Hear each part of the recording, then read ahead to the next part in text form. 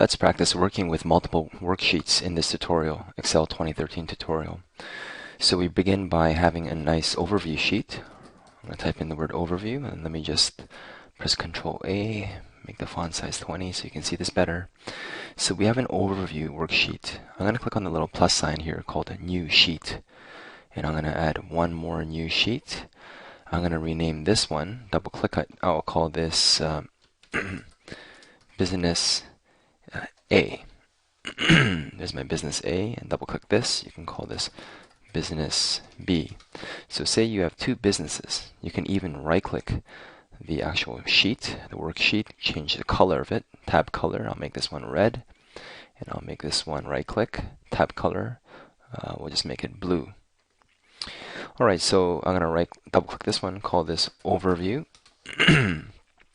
and let's click on Sheet Business A. If you click on the top left corner, you can just change the size of this. Let me just make this a bit bigger.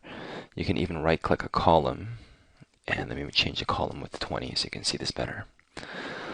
Okay, so we'll just say this is Business A sheet, and we'll just make up some months here: January, February, March.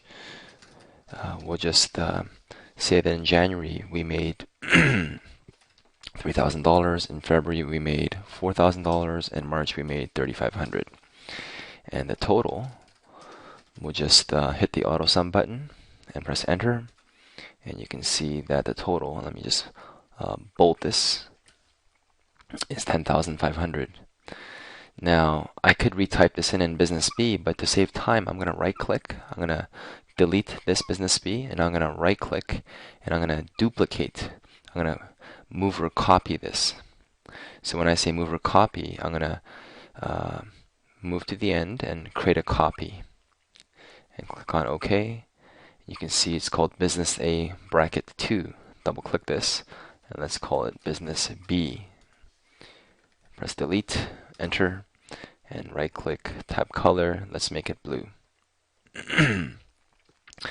Okay, so we're on the Business B sheet, so I'll call this Business B. And let's change the numbers up. We'll say Business B is making more money. We'll just say 18,000. I wish. Let's say 16,000, and we'll just say 21,000.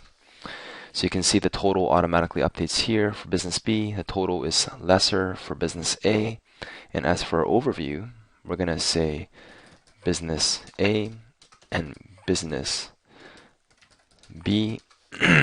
You as the CEO, the Chief Executive Officer, wants to have an overview of how things are running with your businesses, your multiple businesses. And so a good way to do this is to type in a formula equals, click on sheet Business A, and then click on this actual total number.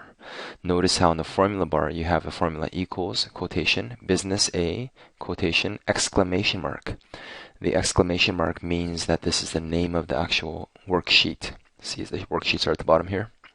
B6. So B is column B, row 6. Then press enter. Enter.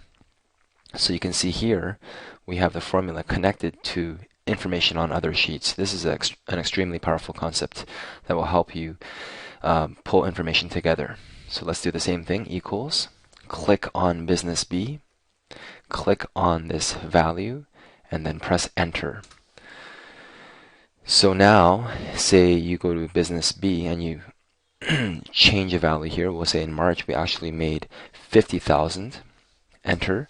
The total automatically updates here, as well as in the overview. You can see the overview value updated as well, and you can write grand total equals sum bracket, and you can drag these two and press enter, and you can always have an up-to-date grand total regardless of which information you update in your other worksheets. So the entire Excel file is called a workbook, and the workbook contains different pages which are called worksheets.